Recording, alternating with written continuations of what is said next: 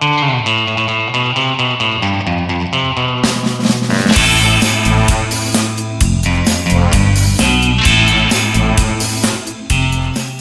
down, cat! Get down! Wow, that's a hell of a gust coming off this cliff.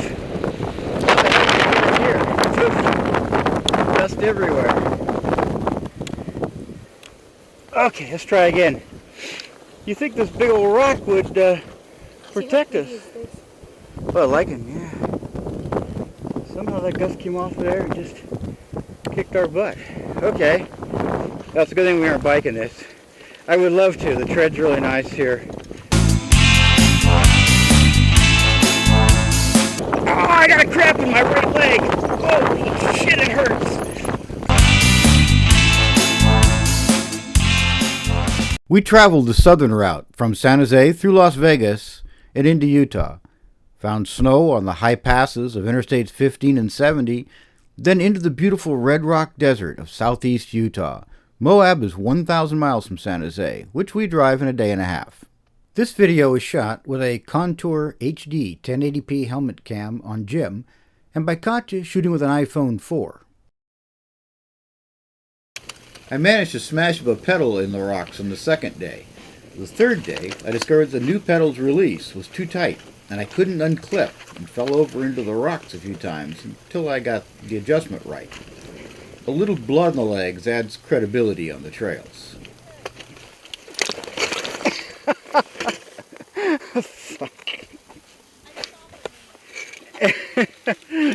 I don't even know why I fell. I'm getting beat up today.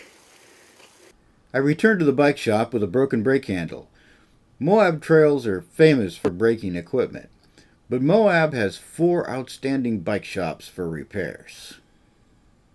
Katya isn't into cuts and bruises, so she wears elbow and knee armor and sometimes hip pads. She's dressed like a hockey player, but the protection gives her more courage. Moab bike shops have a good selection of protective gear, and wearing armor is common.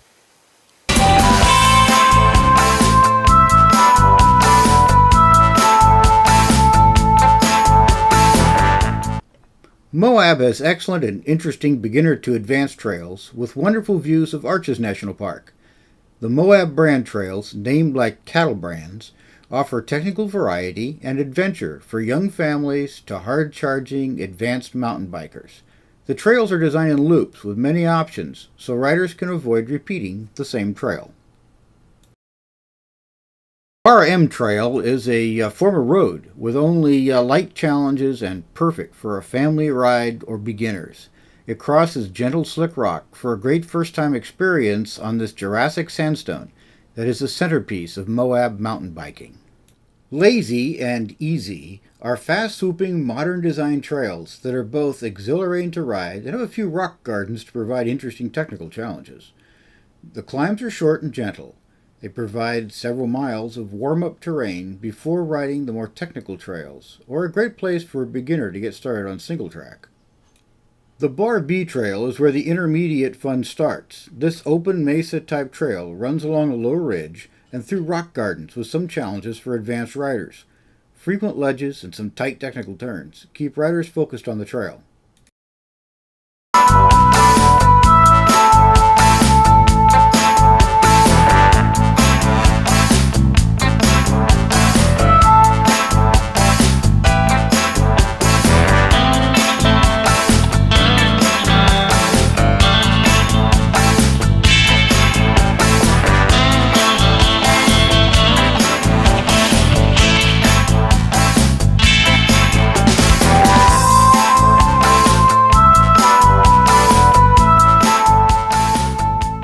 Rockin' A and Circle O are trails on firm slick rock.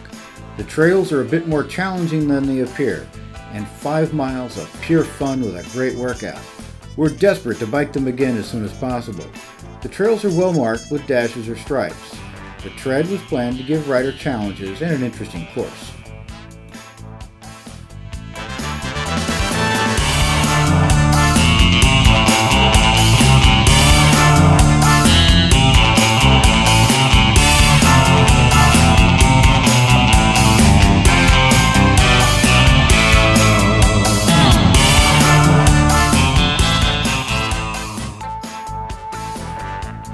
The Slickrock Trail is probably the most famous and one of the most challenging mountain bike trails in the world.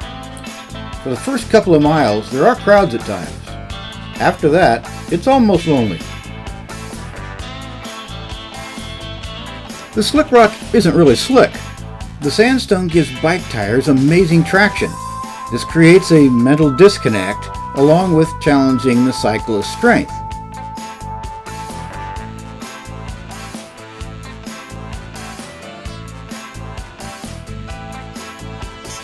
Slopes that look impossible to bike are possible. What looks like an almost vertical wall can be climbed by the fittest bikers.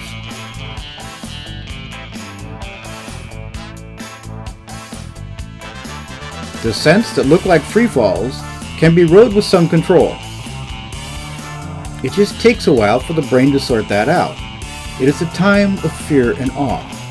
Since we rode the complete 10-mile trail only once, we haven't had time to pass the fear and awe stage. We hike the bikes often, but are excited about the challenges we did conquer. The views are spectacular, especially from the tops of the narrow fin ridges. Rounded, fossilized 200-million-year-old sand dunes are everywhere, and in the distance are the beautiful LaSalle Mountains. The bike trail is surrounded by the deep gorge of the Colorado River and tributary river valleys below the cliffs.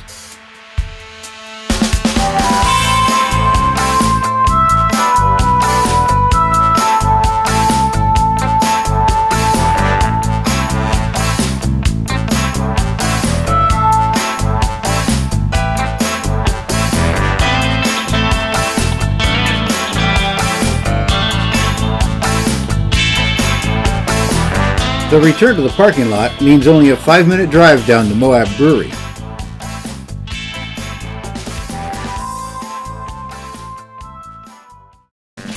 The Poison Spider Trail is mostly a jeep track for 8 miles. It starts at the Colorado River and climbs onto a high mesa above Moab. We were concerned about the crowds on Memorial Day weekend, but we saw only a few jeeps, a couple of joggers, and 2 mountain bikers. Most of the time we were alone with the expansive views and a gusting wind.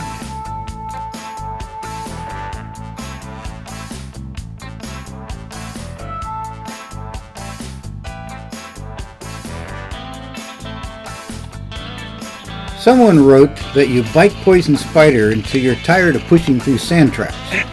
There are many sandy areas and bikes don't do well in them, but the views, adventure, and the Slickrock make up for the slog.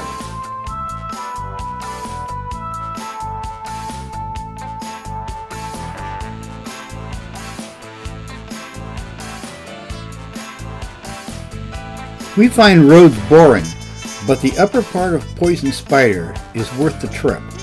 Great Slickrock and scenery in all directions.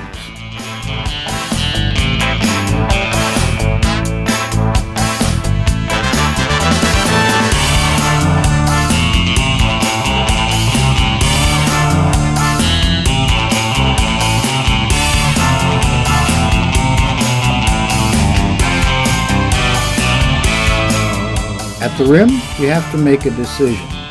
Turn around and bike 8 miles back to the trailhead, or take the dangerous 3-mile portal trail to the highway, and then 2 miles back to the trailhead. Although a sandstorm was approaching in the distance, and the wind was howling so hard we struggled to stay on our bikes, we chose adventure over safety and headed down the portal trail. Warning!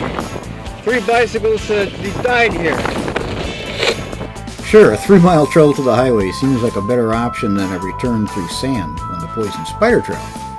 But if you check the write-ups online about this trail, it is scary. Now this is a mountain bike. We have bikes, and this is a mountain. Mostly, the tread is good for biking, but there is the issue with the huge drop on the left.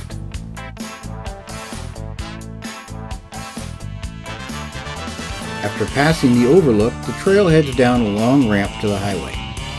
Some parts we could bike, and others we had to hike.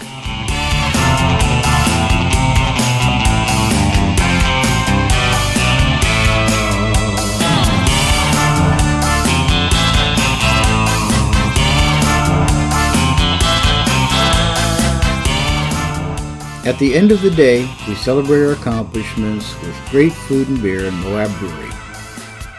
Moab, we'll be back soon.